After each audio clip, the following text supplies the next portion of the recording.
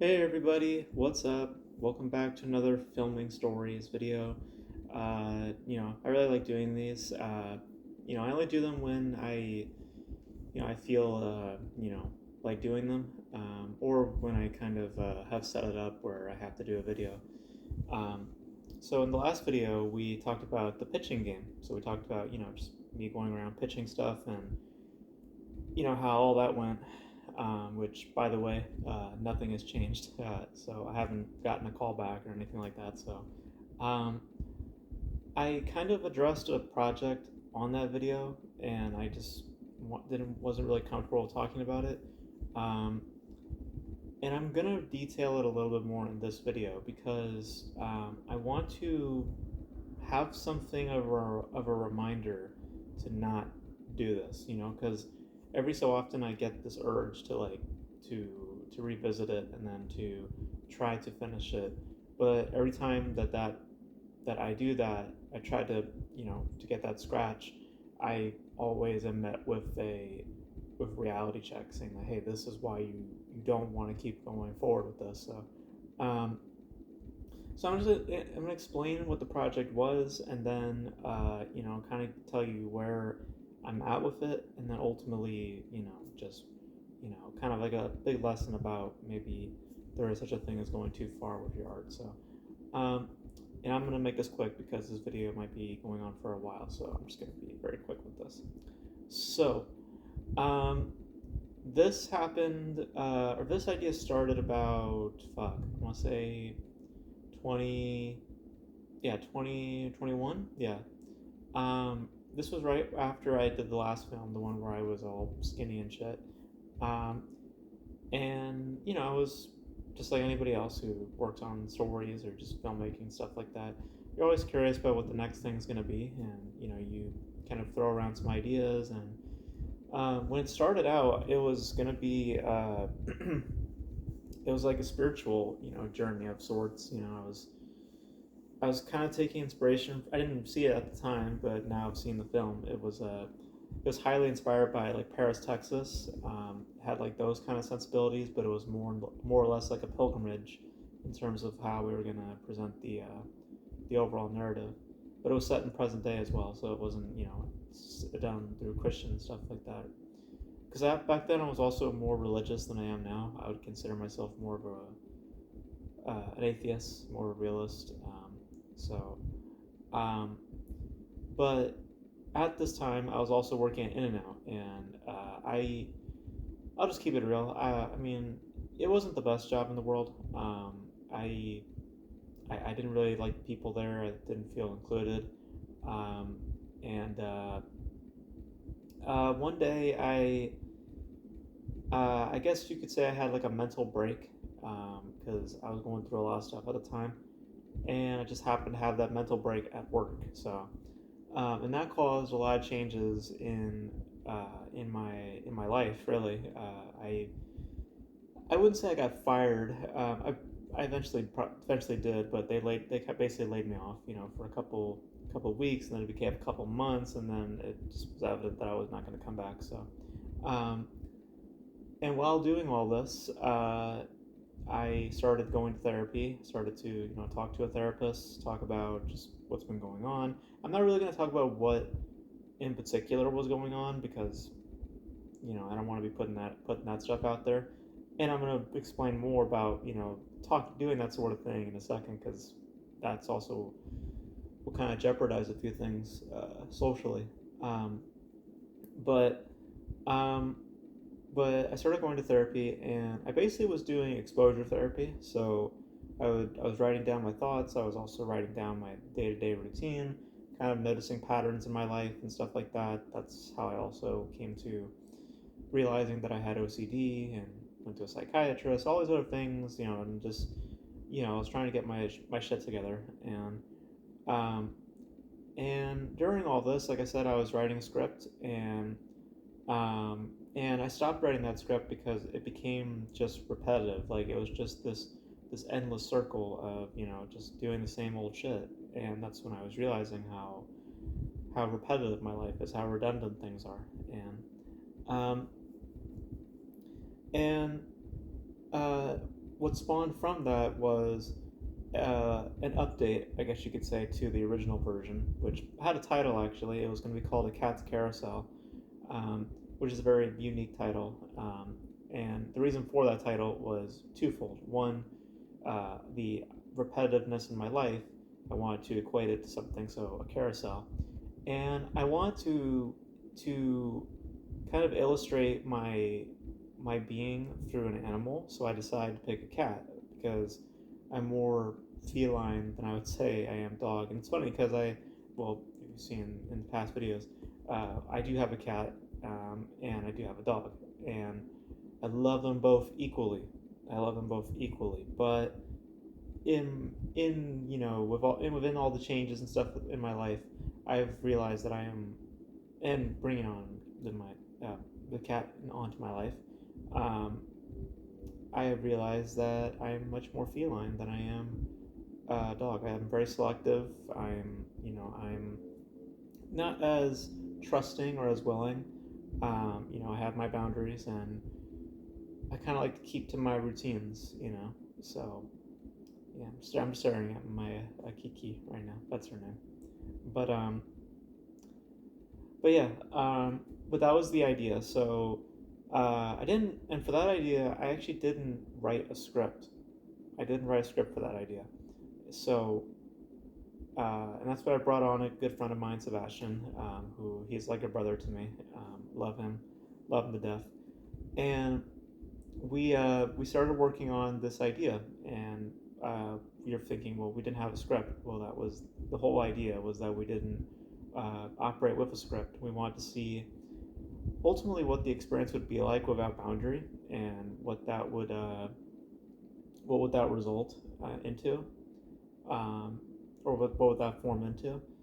Um, and I'll tell you, we were at it for about a good year. We started filming December of 2021, and we stopped filming, I believe, around October of 2022. So almost an entire year of filming nonstop. We would help every weekend. We would just meet up and we would just film something.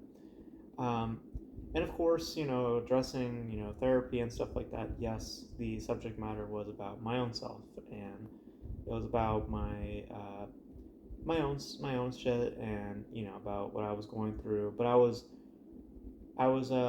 materializing it within a character, so I wasn't being upfront about it initially. Um, so my friend obviously knew what was up, so he was thankfully very game. Um, and we started filming, and as with no boundaries, ideas just pop up, left and right. And I will tell you this much, because I'm not going to really say what the ideas were per se, but to kind of give an idea of sorts, um, an idea to what the ideas are. Um, they were kind of graphic. Some of the visuals were a bit self-indulgent, a bit graphic. One particular sequence that I filmed by myself, because that's how graphic the stuff material was. Um, there was stuff in it that I won't explain the context, but there was nudity in it. Um, it got kind of crazy. And just the FYI, anything like that I filmed by myself. I did not bring my friend on to film the stuff like that. So just in case you think that, oh, what the fuck, not like that. So, but but yeah, it got crazy, and there was a lot of things, like the way I equated it. And it's funny enough, it's how it became a script later on. Um, I'm jumping ahead. Let me just finish up where we're at. So yeah, we started filming and we started getting a lot of these ideas. Like I said, they got more and more kind of graphic, and we eventually stopped filming. I won't say why we stopped filming because it was a very personal thing that happened to me. It was a very, it was a low point. I'll just say that, and that ultimately, forced everything to stop filming. We never finished filming after that, um, and to kind of to kind of give myself peace from that story, because I worked on that story now for almost like 2 years at that point. Um, and I had to find a way to make peace with it. So I wrote a script out, and that script was called Pareidolia. Now, for those who don't know what pareidolia is, it's a very common condition. Every person possesses it when they're a child. When you look at a clouds and as a kid you think, oh, it looks like an elephant, or it looks like a tiger, or oh, it looks like a giraffe. That's pareidolia. Pareidolia is a condition to where you interpret things and you see things that aren't exactly there. So, um, and it's not a disorder or anything. Everybody goes through it when they're a kid. Um, so that's how I represented the whole story, is through that title, because that's ultimately what was going on with me. Uh, I was seeing things that maybe weren't necessarily there, or I was blind to stuff that was actually happening, and or just victim of my youth. Um, so you know so I wrote it out, and then I started looking at some of the shots that we got, and the shots were beautiful, by the way. I mean, in terms of visuals, in terms of overall aesthetics, I think it's easily the best that we've ever done. It was a beautiful looking thing, and it then started to become like towards the end of the filming, it became documentarian, because I basically just started saying, you know what, fuck it, let's just make this just straightforward. Let's just let me address the camera and stuff like that.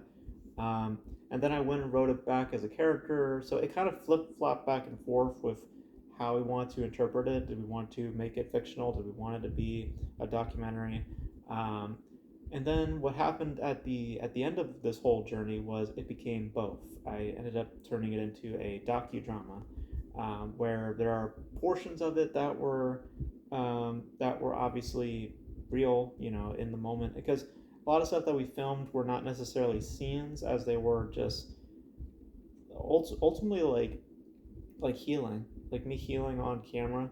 Um, Again, I won't say what the circumstances were, but we went back to old places that existed, that were in my childhood. Old homes and um, very important places in my life, and um, I basically was acting out stuff on camera, but through that I was also, um, kind of accepting events that happened. Again, we'll get into detail, um, but uh, but yeah, and I I started putting up images together on my computer, and the timeline looks great in my head. Like, just the way it looks and just the way it plays, it looked amazing. And um, the graphic stuff was still there. And just remember, this was me like 6 months ago. I was still not all there mentally. So I was thinking that, oh, this is appropriate. This will be fine. Um, and I get it. It's art, so I don't really have to explain myself. But still, there's when you're bringing on a group of people, then you kind of have to be a little more considerate. You can't just be so aggressive, with what you're presenting, which is what I learned right after I had completed this timeline. I went to talk to my editor, someone that I had worked with on a couple of films. Um, he's a really great guy, really awesome. The last film we actually became like genuine friends.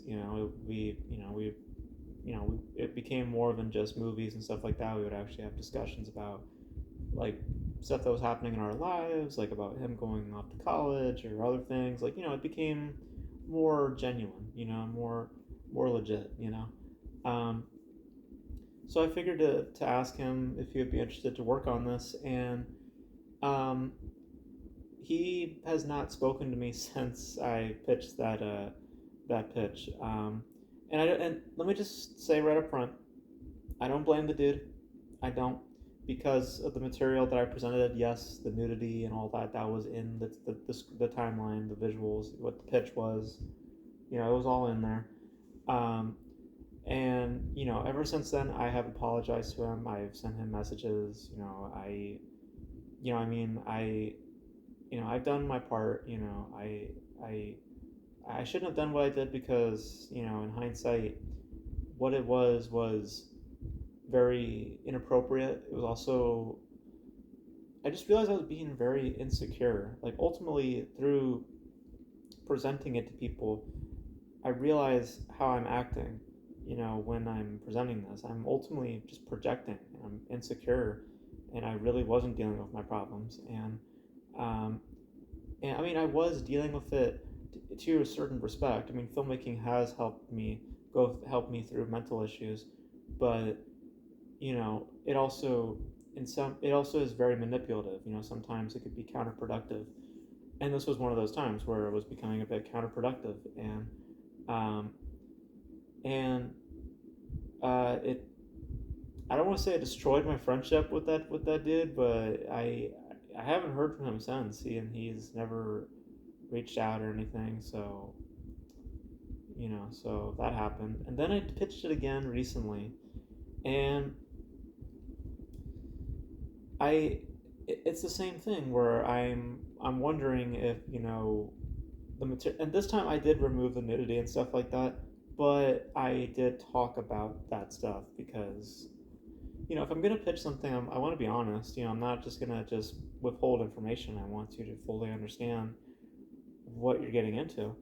Um, but again, I should have been more considerate, and I should not have been as willing. I guess like some of the stuff that I was talking about, it was pretty dark stuff. So you know, um, but ultimately, um, it's something that I can't release. Like it's something that I can't put out there.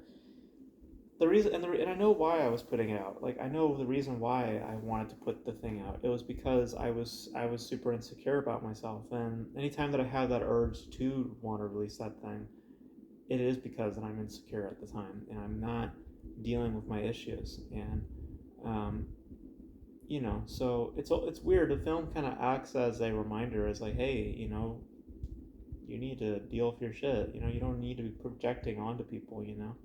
Um, so, and I've learned the value of keeping things private. Like you shouldn't have to put out too much information. Um, which is why I'm tiptoeing around in this video. I'm not gonna say what was in the content. All I'll say is that it was about me. Um, it was literally called I. Like at the end of the day, I literally just titled the film I because ultimately that's what the film was about, but also that's how we express ourselves. That's how how people uh, address one another. It's not me or this and that. It's I. That's the word.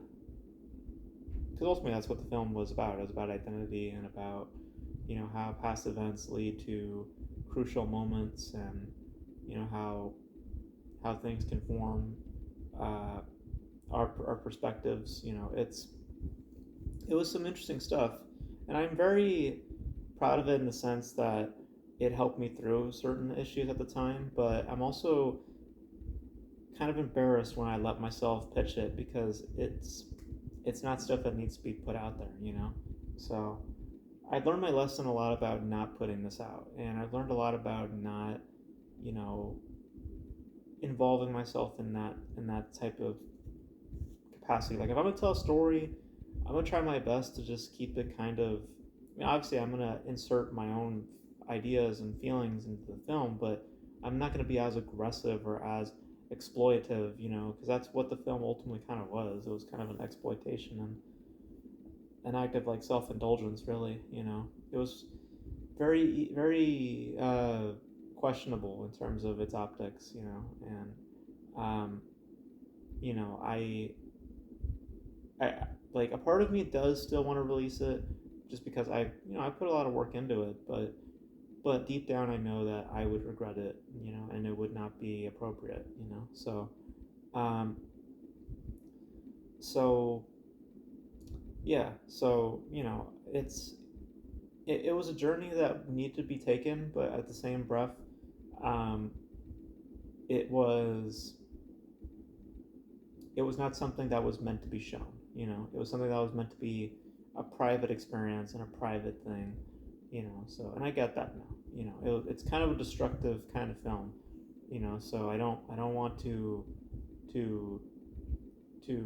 let the bomb go off, if that makes any sense.